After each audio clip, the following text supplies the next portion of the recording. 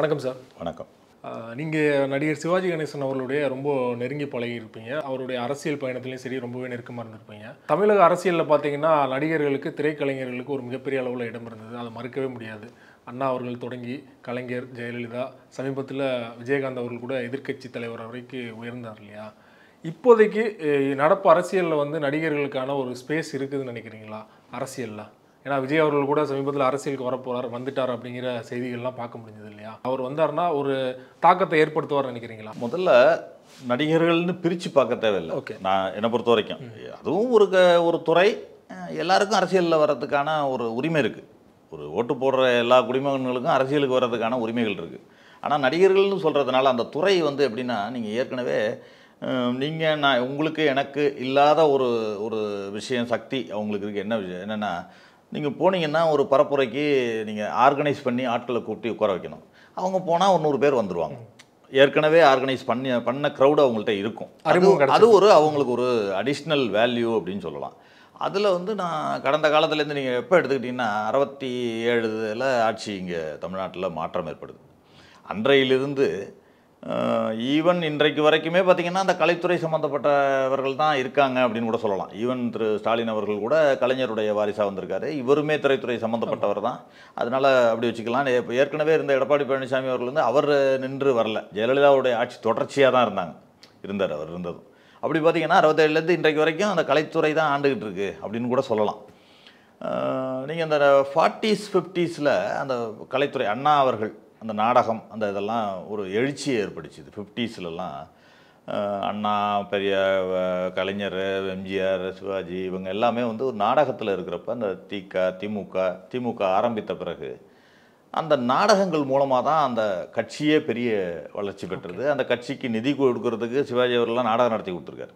நிறைய கலைஞரும் சிவாஜியுமா சேர்ந்து நாடகம் நடத்தி, தெருமுனை நாடகங்கள்லாம் நடத்தி அங்கங்கே நடத்தி அந்த கட்சிக்கு வசூல்லாம் செய்து கொடுத்துருக்காங்க. ஒரு கட்டத்தில் அதிக நிதியை சிவாஜி கணேசன் அவர்கள் தான் பெற்று கொடுத்தாங்க. நான் ஒரு தடவை கலைஞர் அவர்களை சந்திக்கிறப்ப கூட கலைஞர் சொன்னார், சிவாஜி பற்றி ஒரு கோரிக்கை மனு எடுத்துகிட்டு போய் கொடுக்குறேன், அவருக்கு ஒரு மணிமண்டபம் கட்டணும்னு சொல்லி ஒரு கோரிக்கை கொடுக்க போகிறப்ப நான் செய்யாமல் அவருக்கு யார் செய்வேன், சிவாஜிக்கு கருவூலம் பார்த்துருக்கியான்னு கேட்டார். நான் பார்க்கல. அப்புறம் போய் பார்த்தா கழகத்தை வளர்த்தவர்கள்ன்ற பட்டியலில் சிவாஜி படமும் வச்சுருக்கேன் அப்படின்னு மேலே வச்சுருக்காங்க. கழகத்தை வளர்த்தவர்கள்னு சிவாஜி படமும் வச்சுருக்காரு. அந்த அளவிற்கு வளர்த்ததில் அந்த கலைஞர்களுக்கான பங்கு உண்டு. ரெண்டாவது அதை அண்ணா அவர்கள் வந்து தெளிவாக புரிஞ்சுக்கிட்டார். எப்படின்னா, திரைத்துறை என்பது ஒரு பவர்ஃபுல் மீடியா. நாடகம், அதாவது அந்த கலை என்பது வந்து ஒரு பவர்ஃபுல் மீடியா. கொண்டு போய் மக்கள்கிட்ட சேர்க்குறதுல நீங்கள் சாதாரணமாக நின்று பேசுகிறதுக்கும் ஒரு ட்ரம்ஸோ ஏதோ வாசித்து நீங்கள் ஒரு நாடகத்தை நடத்துகிறதுக்கும் நாடகம் நடத்தி பேசுகிறதுக்கும் வித்தியாசம் இருக்குது. அந்த பிரச்சாரம் பண்ணுறதுக்கும் யாராவது வர்றாங்கன்னா கூட, தலைவர்கள் வர்றாங்கன்னா கூட முன்னாடி அந்த இது பண்ணிக்கிட்டே போவாங்க. ட்ரம்ஸு இதெல்லாம் வச்சுட்டு போவாங்க வர்றதுக்கு. அது அந்த ஒரு அறிவிப்பு மாதிரி. அந்த அளவிற்கு அந்த பவர்ஃபுல் மீடியாவை அவர் அண்ணா அவர்கள் வந்து புரிஞ்சுக்கிட்டு தான் சிவாஜி அவர்கள் ரொம்ப க்ளோஸாக இருந்தார். ஆக்சுவலாக பார்க்க போனால் எம்ஜிஆரை விட சிவாஜி தான் க்ளோஸாக இருந்தார் அண்ணா கிட்ட. திமுக ஆரம்பித்த காலகட்டத்தில் எம்ஜிஆர் வந்து எம்ஜிஆர் வந்து காங்கிரஸ் இயக்கத்தில் பற்றா இருக்கார். சிவாஜி வந்து திமுகவில் இருக்கிறப்ப ஒரு கருத்து வேறுபாடு வருது. சிவாஜி அவர்கள் வந்து திருப்பதி போயிட்டு வராரு. வந்த உடனே இவரை திமுகவிலிருந்து விளக்கணும் அப்படின்னு சில பேர் நினச்சி இவருக்கு எப்படின்னா சுயமரியாதைன்னு சொல்கிறீங்கல்ல, எல்லாரும் சொல்கிறாங்க. நாத்திய கணேசன் ஆயிட்டாருன்னு போஸ்டர்லாம் ஓட்டினாங்க இல்லையா? அது மட்டும் இல்லை, திருப்பதி கணேசா கோவிந்தான்லாம் ஓட்டியிருக்காங்க. இவருக்கு எப்படின்னா சுயமரியாதை ரொம்ப அதிகம் உள்ளவர். வெளியில் சொல்ல மாட்டாரே தவிர ரொம்ப அதிகம் உள்ளவர். தன்னை ஒருவர் வந்து பேசிட்டார் அப்படின்னு சொன்னாலே அதை ரொம்ப கோவப்பட்டு வெளில வந்துடுவார். ஏதாவது அந்த மாதிரி உணர்ச்சி வசப்பட்டு முடிவெடுக்கக்கூடிய கலைஞர்னு வச்சுக்கலாம், திரைக்கலைஞர். உடனே வெளில வந்துடுறாரு அந்த கட்சியை விட்டு. அந்த கட்சியில் ஒரு பொறுப்பு அது மாதிரி வாங்கி இல்லை அவர். இருந்தாலும் வெளியில் வர்றார். வெளில வந்துட்டு தான் காமராஜர் பக்கம் போகிறாரு. எம்ஜிஆர் என்ன பண்ணுறாருன்னா அண்ணா பக்கம் போகிறார், க்ளோஸாக போகிறப்ப திராவிட இயக்கங்கள் எழுச்சி பெறுற காலகட்டம். எம்ஜிஆர் அந்த எழுச்சியோடு சேர்ந்து அவரும் வளர்றார். இவர் தேசிய இயக்கம் கொஞ்சம் கொஞ்சமாக இறங்கு முகமாக உள்ள நேரம். இவர் அங்கே சேர்ந்து இவரும் அதுலேருந்து கொஞ்சம் எழுச்சி அடைகிறார். ஆனால் என்னென்னா அப்படியே மாறிடுச்சு, ரெண்டு மாறுது. இவர் வந்து அண்ணாவோடையே இருந்து, ஏன்னா அண்ணா வந்து ரொம்ப பிரியமாக இருப்பாராம் சிவாஜி மேலே, வந்து ரொம்ப பிரியமாக இருப்பாராம். அவ்வளவு ரொம்ப க்ளோஸாக இருந்திருக்கார். ஏன்னா சிவாஜி அவர்களே பேசுகிறப்ப எனக்கு சொல்லியிருக்காரு, ரொம்ப க்ளோஸாக இருந்தார், ரொம்ப என் மேலே ரொம்ப பிரியமாக இருப்பார், குடும்பத்து மேலே ரொம்ப பாசமாக இருப்பார்னு சொல்லியிருக்காரு. ஆனாலும் அவர் விட்டு வெளில வந்தப்போ கூட தம்பி எங்கே இருந்தாலும் வாழ்கன்னு சொன்னதே இவரை வச்சு தான். மாற்றான் தோட்டத்து மல்லிகைக்கும் மனம் உண்டுன்னு சொன்னதும் இவர் தான். இவர் வெளில வந்த பிறகு இவரை வச்சே சொல்லியிருக்காரு. அந்த அளவிற்கு பாசமாக இருந்திருக்காருன்றதுக்காக உதாரணத்துக்கு சொல்கிறேன். அதில் 2 பேரை நீங்கள் எடுத்துக்கிட்டிங்கன்னா அதுலேருந்து அண்ணா அதற்கப்புறம் கலைஞர் வர்றார். அது கட்சி ரீதியாக வருது. அது கலைஞர் திரைத்துறையில் இருந்தவங்க அது இது இருந்தால் கூட அடுத்தது கலைஞர் வர்றார்.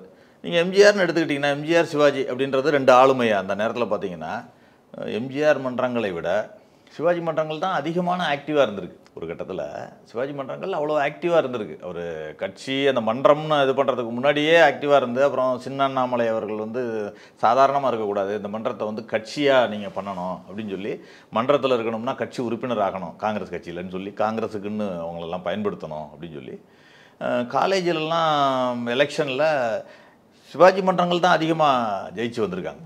காமராஜர் பின்னாடி சிவாஜி மன்றங்கள் தான் அதிகமாக ஜெயிச்சு வந்திருக்காங்க. அந்த மாதிரிலாம் மாணவர் அமைப்புலாம் ரொம்ப ஸ்ட்ராங்காக இருந்திருக்கு. சிவாஜி மன்றங்கள் 30,000 40,000 மன்றங்கள்லாம் கடைசி வரைக்கும் இருந்ததெல்லாம் வரலாறு உண்டு. அவர்கள் ஃபுல்லாகவே அரசியல் பயிற்சியும் இருந்துச்சு அவங்களுக்கு. நான் எதுக்காக இந்த வரலாறை சொல்கிறேன்னா இப்போ இருக்கிற ட்ரெண்டுக்கு அப்போ தான் சொல்லுது உங்க புரிஞ்சிக்க முடியும் மற்றவங்களுக்கு. எம்ஜிஆர் அவர்கள் வந்து திமுகவோட போகிறார். திமுகவில் மன்றங்கள் ஃபுல்லாக எம்ஜிஆர் மன்றங்களாக இருக்குது.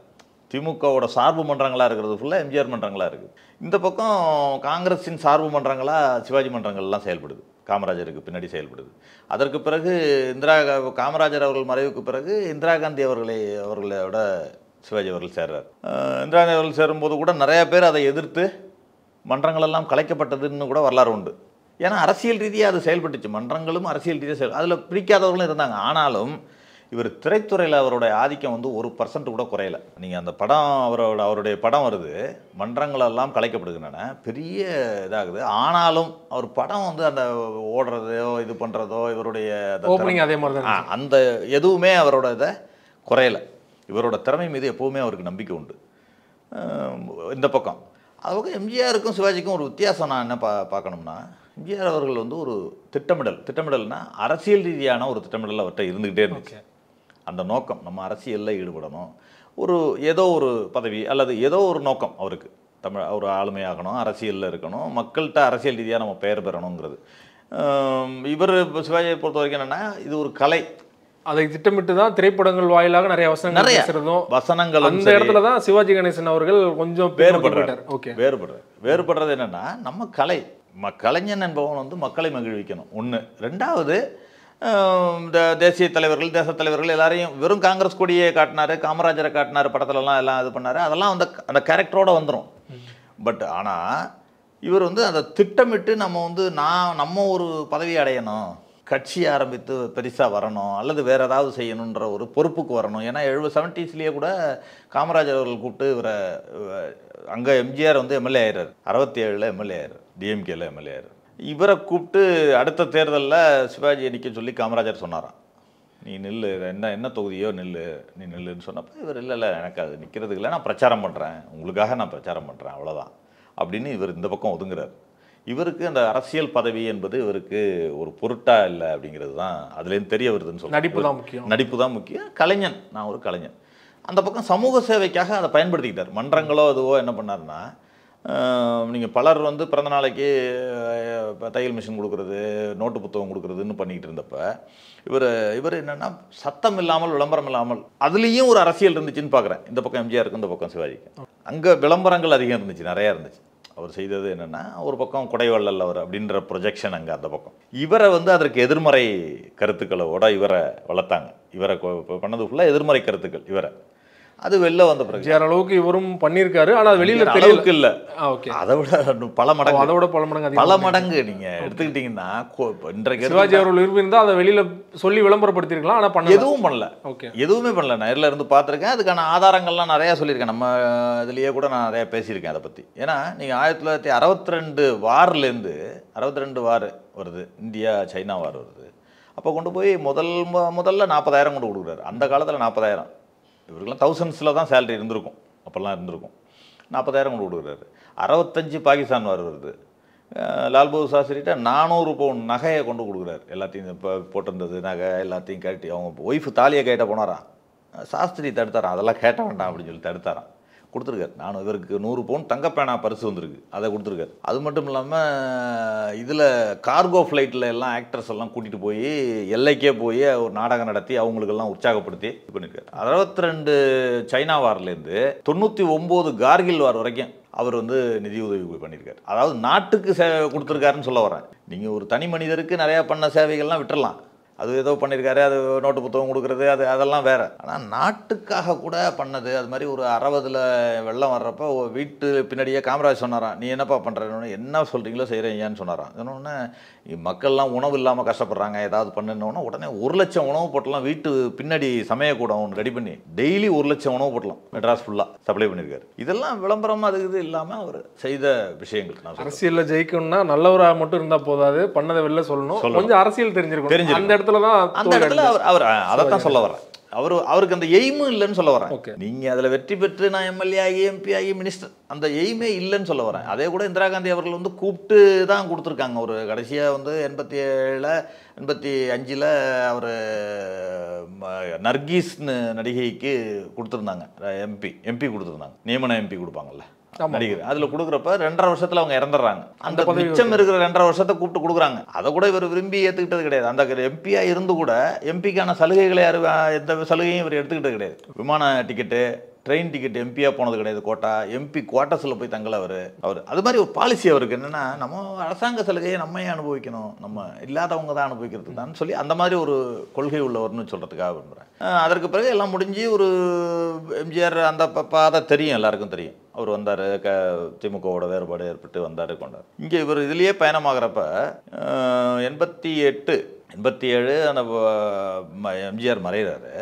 எம்ஜிஆர் மறைவுக்கு முன்னாடியே இவர் போய் புரூக்லின் ஹாஸ்பிட்டலில் போய் பார்க்குறப்ப எம்ஜிஆர் சொல்கிறார், உருகி 2 பேரும் நட்பு, எல்லாம் பழைய காலத்து நட்பு, ரொம்ப ஏஜ் ஆனால் அவங்களுக்குள்ள ஒரு இது இருக்கும்ல, அந்த புரிதல், தம்பி நீ தான் இது பண்ணணும் அதெல்லாம் சொல்கிறப்ப என்னை வந்து பாரு அப்படின்லாம் சொல்லி அனுப்புகிறார். இது வந்து அவருடைய சுயசரிதையிலேயே சிவாஜி அவர்கள் குறிப்பிட்டிருக்கார். என்னை வந்து ஒரு தேதி சொல்லி குறிப்பிட்டு பாருன்னு சொல்கிறாரு. அதற்கு முதல் நாள் இறந்துறாரு. இங்கே வந்து இறந்த பிறகு இவர் என்ன நினைக்கிறாருன்னா, எம்ஜிஆருடைய ஆட்சி, அவர் மனைவி ஜானகி முதலமைச்சர் ஆகிறாங்க, அதை ஆதரிப்போம், நம்ம காங்கிரஸ் கட்சி வந்து நம்ம அவரை ஆதரிப்போம், அவங்கள ஆதரிப்போம், கட்சி வந்து அவங்களுக்குள்ள முடிவு பண்ணிக்கிட்டோம் யார் இதுன்னு. இப்போ மெஜாரிட்டி அவங்கள்ட்ட இருக்காங்க, ஜானகிட்ட இருக்காங்க. ஒருவேளை அவர் இறப்பதற்கு முன்னாடியே போய் சந்திச்சிருந்தா என்ன நடந்திருக்கலாம், என்ன சொல்ல நினைச்சாரு என்ன அப்படின்றது தெரியல. ஆனால் சொன்னாராம், என்னோட அண்ணியை நீ இது பண்ணிக்கப்பா, பார்த்துக்கா, அவளுக்கு ஒன்றும் தெரியாது, எதுவுமே தெரியாது, கூடவே இருந்திருக்கா. அதுபடி தான் நடந்திருக்காரு. ஜானகி அம்மையாருக்கு ஆதரவு கொடுக்கணும்.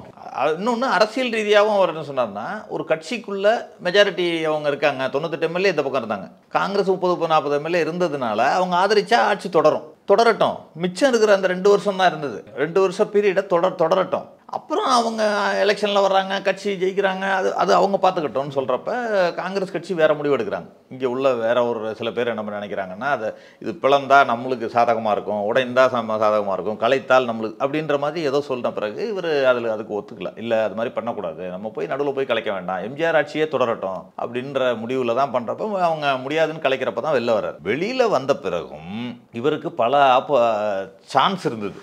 திமுக கூட அலையன்ஸுக்கு கூப்பிட்டாங்க. 4 அணியாக நிற்கிறப்ப என்ன ஆச்சுன்னா, திமுக ஈஸியாக ஜெயிக்குன்றது எல்லாருக்கும் தெரியும், எல்லாருக்குமே தெரிஞ்ச ஒரு இது. அப்போ கூப்பிட்றப்ப இல்லை, நான் வந்து இதுக்காக வரல, நான் அவங்க ஆட்சி தொடரணுங்கிற ஒரு மாறல் இதோட தான் நான் அங்கேருந்து பிளந்துக்கிட்டே வர்றேன். இப்போ நான் சேர்ந்தேன்னா ஏதோ அதுக்காக ஒரு வந்த மாதிரி ஆகும், இதுக்கும் அதற்கும் சம்மந்தம் இல்லாமல் இருக்கும் அப்படின்னு மாறலி நான் இப்படி தான் நிற்பேன்னு சொல்லி நிற்கிறார். 2வது, அவர் தோற்றாருன்னு சொல்கிறதையே நான் ஒத்துக்க மாட்டேன். என்னன்னா, நீங்கள் வெற்றி தோல்விங்கிறது சகஜம்ன்றது ஒரு பக்கம். நீங்கள் தமிழ்நாட்டு அரசியலில் எடுத்துக்கிட்டிங்கன்னா, நான் சீஃப் மினிஸ்டர், நான் முதலமைச்சர்னு சொல்லி வாக்கு கேட்டு தோல்வி அடைஞ்சாங்களா வெற்றி அடைஞ்சாங்களான்றது தான் பார்க்கணும். நீங்கள் இவர் யாருக்காக வாக்கு கேட்டாருன்றதையும் பார்க்கணும். இவர் ஜானகி முதலமைச்சர் ஆகணும்னு வாக்கு கேட்டார். அப்போ அங்கே நிராகரிக்கப்பட்டது யார்? ஜானகி முதலமைச்சர் என்பதை மக்கள் நிராகரிச்சிருக்காங்கன்னு தான் நம்ம எடுத்துக்கணும். அதோடு சேர்ந்து இவர் தோக்குறாரு, அவ்வளோதான், தட்ஸ் ஆல். இவர் முதலமைச்சர் ஆகணும்னு நின்றுருந்தாருன்னா என்ன கதை, எப்படி வரும் அப்படின்றது தெரியாது. இவரே 200 தொகுதியிலும் நின்று 300 தொகுதியில் நின்று சின்ன கட்சிகளை கூட்டணி வச்சு இவர் 200 தொகுதிகளில் மெஜாரிட்டியாக நின்று நான் முதலமைச்சராக வாக்கு கொடுங்கள் அப்படின்னு கேட்டிருந்தா எப்படி வரும் அப்படின்றது தெரியாது. ஒருவேளை கூட வந்திருக்கலாம், குறைவாக வந்திருக்கலாம், அதெல்லாம் எனக்கு தெரியல, அது ஜட்ஜ் பண்ண முடியாது. ஆனால் 50 தொகுதிகள் இருந்தாங்க இல்லையா, 49 தொகுதியில் இருந்தாங்க. அப்போ கூட இவர் நான் போட்டி போடலைன்னாரு. அப்போ இல்லை, ஒரு அணி தலைவராக இருக்கிறப்ப நீங்கள் போட்டி போடலைன்னா அந்த அணிக்கான நம்பிக்கை இருக்காது அப்படின்னு சொல்லி நிற்க சொன்னாங்க. நிற்க சொல்கிறப்ப நிற்கிறாருன்னு வச்சுக்கங்களேன். ஆனால் இவர் அந்த ஒட்டுமொத்தமாக இவர் 49 தொகுதி, ஜானகி அம்மார் அந்த தொகுதியில் வந்து எத்தனை பேர் ஜெயிச்சாங்க? ஜானகி அணி சார்பா யாருமே ஜெயிக்கலையா? அவர் வெறும் PH பாண்டியன் மட்டும் ஜெயிச்சார். அவர் மட்டும் ஜெயிக்கிறார். ஜானகி அணியில் அவங்க PH பாண்டியன் ஜெயிக்கிறார். என்னன்னா, அந்த நேரத்தில் அவர் ஜானகி அணியை ஏற்கலை அப்படின்னு தான் எடுத்துக்கணும். ஜானகி அவர்களை ஏற்கலை, அந்த கட்சி தானே மெயின். உங்களுக்கு கட்சி 2ஆக பிளவுபடுது. ஜானகி தலைமையில் நிற்கிறப்ப ஜானகி அணியை ஏற்கவில்லை. ஜானகியே முதலமைச்சராக இருக்கல. அவங்க ஜானகியே எம்ஜிஆர் மனைவியாக மட்டும்தான் பார்த்துருக்காங்க. ஒரு கட்சி தலைவராகவோ முதலமைச்சராகவோ மக்கள் ஏற்கலை அப்படிங்கிறத நம்ம எடுத்துக்கணும். அதையும் தாண்டி இவருடைய தனிப்பட்ட செல்வாக்கு தமிழ்நாடு ஃபுல்லாக அறிமுகமான முகம் திருவையாறு தொகுதியிலான. ஆமாம், திருவையாறு அந்த தொகுதி மக்கள் கூட அவரை ஏற்றுக்கலன்னா அப்போ அதுக்கு என்ன காரணம் இருக்குது? ஜானகி தேவையில்லை அப்படின்னு தான் முடிவு பண்ணாங்கன்னு எடுக்கணும். நீங்கள் இவர் வந்து ஒரு அரசியல்வாதியாக இருந்து எம்எல்ஏ ஏற்கனவே அந்த தொகுதிக்கு இருந்து இவர் ஏதாவது செய்யாமல் போனால் ஓகே. நீங்கள் ஏற்கனவே ஒரு அந்த தொகுதியில் எம்எல்ஏ இருந்தார் அப்படின்னு சொன்னால் அந்த தொகுதியில் எம்எல்ஏ இருந்து இவர் செய்யலை, அதனால மக்கள் நிராகரிச்சிட்டாங்கன்னு சொன்னால் ஓகே. இவர் அந்த அணியினுடைய வேட்பாளர் நடிகர்ன்றது ப்ளஸ்ஸு, அவ்வளோதானே தவிர ரெண்டாவது அந்த தொகுதியோட பெரிய அறிமுகம் இவருதுன்னு கிடையாது. இவர் ஒரு நடிகராக அறிமுகம். அப்படி இருக்கிறப்ப அப்போ வந்து என்ன நினச்சாங்க, மக்கள் என்ன நினச்சாங்க, கலைஞருக்கு வாக்களிக்கணும், கலைஞர் முதலமைச்சர் ஆகிடணுன்றதுக்கு ஒரு வாக்கு. இந்த பக்கம் 2-3 அணி பிரியுது, காங்கிரஸும் பிரியுது. இவர் ஒரு 10,000 ஓட்டில் தான் தோக்குறாரு. 29,000-30,000 ஓட்டு வாங்குறாரு. 10,000 ஓட்டில் தோத்தா கூட 2வது இடம் இவர் தான் வருது. அடுத்தது 3-4 தான் மற்றவங்கலாம் வராங்கன்னு வச்சுக்கலாம். அது அந்த அணி தோல்வி அடைகிறப்ப அந்த அணியோடு சேர்ந்து இவருக்கும் தோல்வி ஏற்படுகிறது அப்படின்னு தான் நம்ம எடுத்துக்கணும். ஒரு நீங்கள் காமராஜர் தோத்தாருன்னு நம்ம சொல்கிறோம், சாதாரணமாக சொல்கிறோம். காமராஜரை பர்டிகுலராக தோக்கலை. அந்த காலகட்டத்தில் திமுக கூட்டணியில் முன்னாடி அழைப்பு வந்த மாதிரி போய் சேர்ந்துருந்தாருன்னா வெற்றி பெற்றுக்கலாம், பெரிய கட்சியாக வந்திருக்கலாம். எப்போவுமே அரசியலில் எப்படின்னா கூட்டணி எந்த அணி வெற்றி பெற போகிறது அப்படிங்கிறத பார்த்து அந்த அணி பக்கம் சேர்றப்ப அந்த அணியோடு சேர்ந்து வெற்றி பெறலாம். கண்டிப்பாக நீங்கள் காமராஜர் தோற்றாருன்னு சொல்கிறோம், காமராஜரை தோக்கடிக்கணும்னு மக்கள் தோக்கடிச்சாங்கன்னு நான் நினைக்கல. அந்த நேரத்தில் திமுக எழுச்சி பெற்றுச்சு, திமுக வெற்றி பெறணுங்கிறதுக்காக வாக்கு அது, அவ்வளோதான். எழுத்து நின்றவர் என்ன இவரை விட பலமானவரான்னார். காமராஜரை எழுத்து நின்றவர் வந்து விருதுநகர் சீனிவாசன் ஒரு மாணவர் அமைப்பை சேர்ந்தவர் தான். அவர் சேவை செய்து மக்கள்கிட்ட நம்பிக்கை பெற்று நின்னா ஜெயிச்சார் இல்லையே. அந்த நேரத்தில் காங்கிரஸ் எதிர்ப்பாளையில் காங்கிரஸ் எதிர்ப்பலை, திமுக ஆதரவலை, ஏதோ ஒன்று அதில் வெற்றி பெறாங்க, அவ்வளோதான். அந்த ரீதியில் தான் எடுத்துக்கணும் நீங்கள். இதுதான் நீங்கள் அது அன்னைக்கே அண்ணா வந்து நீங்கள் இவர் இருந்து அனுசரித்து வேறு விதமாக போயிருந்தாருன்னா இவர் முன்பே கூட கோட்டைக்கு போகிறதுக்கான வாய்ப்புகள் இவருக்கு கிடைச்சிருக்கும், இல்லை வேறு விதமாக அமைஞ்சிருக்கலாம். திராவிட முன்னேற்ற கழகம் எழுச்சி பெற நேரத்தில் ஒரு விலகி காங்கிரஸ் வர்றாரு. அதனால் அந்த சந்தர்ப்பங்கள் சூழ்நிலைகள் தான் அது அமைஞ்சதுன்னு சொல்கிறேன். ஈவன் விஜயகாந்தை சொல்கிறோம், நம்ம அரசியலில் வந்தார். அவர் என்ன சொல்கிறாரு, ரெண்டு அணிகளும் இருக்கிறப்ப 2 அணிகளுக்கு மாற்ற வேண்டும்னு பேசிக்கொண்டிருந்த காலகட்டம் அது. கருணாநிதி அவர்கள், ஜெயலலிதா எல்லாம் ஆளுமையாக இருந்தப்போ கூட 2 தான் மாற்றி வந்துட்டு இருந்தாங்க. திமுக அதிமுக மாற்றி வர்றப்ப திமுக 2 முடிக்கலன்னு ஒரு பேச்சு அங்கே எழுந்துக்கிட்டே இருந்தது. 2 அணிக்கும் மாற்ற வேண்டும், மாற்று அரசியல்ன்ற பேச்சு வந்துகிட்டு இருந்தது. ரஜினி வருவ எதிர்பார்த்தாங்க, வரல. ஆமாம், அந்த கட்டத்தில் விஜயகாந்த் வர்றாரு. ரெண்டாவது அவர் என்னன்னா, நான் கொஞ்சம் மக்கள்கிட்ட செய்கிறது சில தர்மங்கள் தானங்கள் அது மாதிரி செய்கிறதெல்லாம் சில விஷயங்கள்லாம் செஞ்சுக்கிட்டே வந்ததையும் நம்ம பார்த்துருக்கோம். அதுவும் அவருக்கு ஒரு ப்ளஸ்ஸாக அமைஞ்சுது. அந்த மன்றங்களையும் அவரோட ஃபார்முலாவை இவர் ஃபாலோ பண்ணிட்டு இருந்தார். ரெண்டாவது அந்த மன்றங்களையும் ஒரு கட்டுக்கோப்பாக கொண்டு போய் மன்றங்கள் எல்லாம் வளர்க்குறது, இந்த மாதிரி விஷயங்கள் ரெகுலராக மன்றத்தோட ஃபோட்டோ எடுக்கிறது, இது பண்ணுறது, இந்த மாதிரிலாம் சில விஷயங்கள் பண்ணி வச்சுருந்ததும் அவருக்கு ஒரு பேஸாக அமைஞ்சுதுன்னு சொல்லலாம். அந்த நேரத்தில் 2 பேரையும் எதிர்த்து பேசுகிறப்ப அந்த வாக்கு 10% வாக்கு அப்படின்றத வந்தார். அப்போவுமே அவர் ஒரு வெற்றி பெறக்கூடிய வாக்கு வரல. இவர் எதிர்க்கட்சி தலைவரானது அதிமுகவோட கூட்டணி வச்சு தானே, அதிமுகவோட கூட்டணி வச்சு தான் எதிர்க்கட்சி தலைவர் ஆனார். நீங்கள் அதே இல்லாமல் 2 எலெக்ஷன் அவர் ஃபேஸ் பண்ணியிருந்தாருன்னா அவருடைய ஸ்ட்ரென்த் என்ன பண்ண முடியும் அடுத்தடுத்த எலெக்ஷன்லன்றது தெரியும். நீங்கள் இப்போ கரண்ட்டில் நீங்கள் கேட்குறீங்க விஜய் போன்றவர்கள்லாம் அரசியலுக்கு வரணும் அப்படிங்கிறத கேட்குறீங்க. சிலர் என்னென்னா அந்த திட்டமிடல்ன்றது ஒன்று இருக்குது. அப்போ உள்ள ரசிகர்களுக்கும் நான் இப்போ உள்ள ரசிகர்களுக்கும் ஒரு வித்தியாசமும் பார்க்குறேன். நான் இருக்கேன் அப்படின்னு சொன்னால் நான் வந்து சிவாஜி ரசிகன்னா இறக்குற வரைக்கும் சிவாஜி ரசிகன் தான். அதை வேறு எதுவும் மாற்ற முடியாது. ரசிப்புத்தன்மை என்பது ஒன்றா தானே இருக்க முடியும். கண்டிப்பாக நீங்கள் மியூசிக்கை ரசிக்கலாம், இதை ரசிக்கலாம். நடிப்புன்றது ஒருத்தருடைய நடிப்பை தான் ரசிக்க முடியும். அதற்கு அடுத்தது அவருக்கு பிறகு இவர் நல்லா இருக்காருன்னு சொல்லலாமே தவிர அதுதான் நம்பர் 1 அதுதான் இருக்க முடியும். அதுதானே உண்மை. ஆனால் இப்போ என்ன பண்ணுறாங்கன்னா ரசிகர் மன்றங்கள் கூட மாற்றிக்கிறாங்க. இந்த ரசிகர் மன்றத்தில் இருக்கிறவங்க அந்த ரசிகர் மன்றத்தில் இருக்கான்னு சொல்கிறான். ஆக இவர்கள் வந்து ரசிகர் என்பதை தாண்டி சில எதிர்பார்ப்புகளும் அந்த ரசிகர்கள் மத்தியில் இருக்குது அப்படிங்கிறத நான் பார்க்குறேன். அவர்கள் வந்து ஏதோ ஒன்று நிலையான ஒரு இது இல்லை. ஓகே, அந்த அதாவது ரசிப்புத்தன்மை என்பது மாறுறது கிடையாது. எப்போவுமே ரசனை என்பது வேற. ஆனாலும் நம்ம மனதில் ஒன்று பதிஞ்சிருச்சுன்னா ஒருவரை ரசிக்கிறோம் அப்படின்னு சொன்னால் ஒரு காலகட்டத்தில் பார்த்தீங்கன்னா நாங்கள்லாம் சிவாஜி ரசிகர்லாம் பல பேர் பார்த்தீங்கன்னா எம்ஜிஆர் படமே பார்க்கவே மாட்டாங்க. அது மாதிரி நான் இப்போ நிறைய பேரை பார்த்துருக்கேன். நானே ரொம்ப காலம் பார்த்ததில்லை, ரொம்ப காலத்துக்கு பிறகு தான் அதெல்லாம் பார்த்துருக்கேன்னு வச்சுக்கிங்களேன். அந்த மாதிரி உள்ள ஒரு வெறித்தனமான ஒரு என்னென்னா அவருடைய அந்த கலை ரசனை தான், கலை தெய்வமாக தான் நம்மளாம் பார்க்குறோம்னு வச்சுக்கலாம். அப்படி இருக்கிறப்ப அதுக்கப்புறம் கொள்கை சார்ந்தும் வந்தாங்க. அவங்கள வந்து கொள்கை சார்ந்து இழுத்துக்கிட்டு போனாங்க. கொள்கை சார்ந்ததுன்னா காங்கிரஸ், தேசியம், இவர் சிவாஜினா நடிகர் திலகம் அப்படின்னு சொன்னா எனக்கு காமராஜர் அப்படின்னு சொன்னா எப்படி தெரியும் எனக்கு என்ன சிவாஜி. நடிகர்கள் அரசியல் புரிதலோட இருந்ததை தாண்டி அவரோட ரசிகர்களையும் அரசியல் படுத்தினாங்க. அரசியல் இப்போ வந்து இப்ப அது நடிகர்களே இல்ல. வந்து அரசியல் புரிதல் இல்ல. அது ஒரு நான் காரணம். அதைத்தான் சொல்றேன். விஜயகாந்த் வீழ்ச்சி இருந்ததுக்கு ஒரு முக்கியமான காரணமா சொல்லப்பட்டது அவர் சித்தாந்தம் பெருசா இல்ல. எதுவுமே இல்ல. அதுதான் ஒரு காரணம். நீங்க விஜய் அவர்களிடம் அதேதான். ஆமா. ஓகே. நீங்க தேசியம், தெய்வீகம் அப்படின்னு ஒரு சிவாஜி என்று எடுத்துக்கொண்டால் பார்த்தீங்கன்னா ஜாதி, மதம், இனம்லாம் கிடையாது. அவர் பார்த்தீங்கன்னா காங்கிரஸ், இந்திய தேசம் காப்பாற்ற அதுக்கு தகுந்த மாதிரி அவருமே பார்த்தீங்கன்னா தேசத்துக்காக எவ்வளோ கொடுத்தாருன்றதை சொன்னேன் நான் முன்னாடி. அந்த விஷயத்தையும் அவரே முன்னெடுத்தார். நீங்கள் நோட்டு புத்தகம் கொடுக்குறது எல்லாரும் கொடுக்குறாங்க. நம்ம பிறந்த நாளைக்கு இன்னைக்கு போய் அனாதை இல்லத்துக்கு அதெல்லாம் போடுறதெல்லாம் நிறையா வந்துருச்சு. கான்செப்ட் இப்போ நிறையா வந்துருச்சு. நிறையா பேர் செய்யணும்னு நினைக்கிறாங்க. அதெல்லாம் பண்ணுறோம். நம்மளால புத்தகம் வந்து 1 லட்சத்துக்கு கொடுத்தனா 2 லட்சத்துக்கு விளம்பரப்படுத்துறாங்க. நீங்கள் 1 லட்சத்துக்கு கொடுத்துட்டு 2 லட்சம் விளம்பரப்படுத்துறாங்க.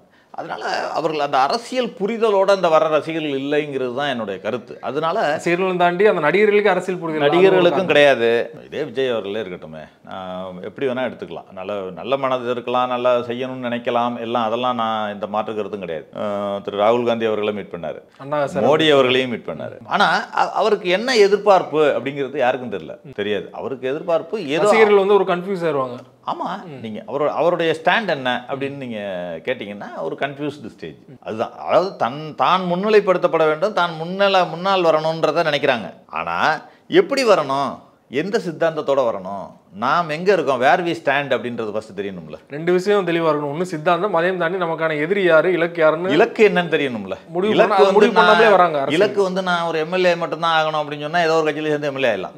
இலக்கு எனக்கு ஒரு எம்எல்ஏ ஆகணும்னா அப்படின்னு சொன்னால் நான் ஒரு கட்சியில் சேர்ந்து ஏதோ ஒன்று பண்ணி எம்எல்ஏ ஆகலாம். எம்எல்ஏ ஆகிறது தான் இலக்கு அப்படின்னு வச்சா. நான் தலைவனாகணும் அப்படிங்கிறப்ப ரசிகர்களை அந்த வழி கொண்டு போகிறது, அந்த பாதையை தேர்ந்தெடுக்க வைக்கிறது வந்து அந்த நடிகருடைய பொறுப்பாக இருக்கணும். நீங்கள் என்ன பண்ணுறீங்க, பெருசாக பேசுகிறோம், பேசிட்டு அந்த ஒரு படத்துக்கு பிரச்சனை அப்படின்னு சொன்னால் கெஞ்சி வீடியோ போடுறோம். படத்துக்கு பிரச்சனைன்னு சொன்னால் இதே எம்ஜிஆரோ சிவாஜியோ பண்ணாங்களா? இல்லை. உங்களுக்கு எம்ஜிஆரோ சிவாஜியெல்லாம், எம்ஜிஆருக்கும் பிரச்சனை வந்திருக்கு, சிவாஜிக்கும் தேட்டர் கிடைக்காத பிரச்சனை வந்திருக்கு, நிறைய பிரச்சனைகள் வந்திருக்கு.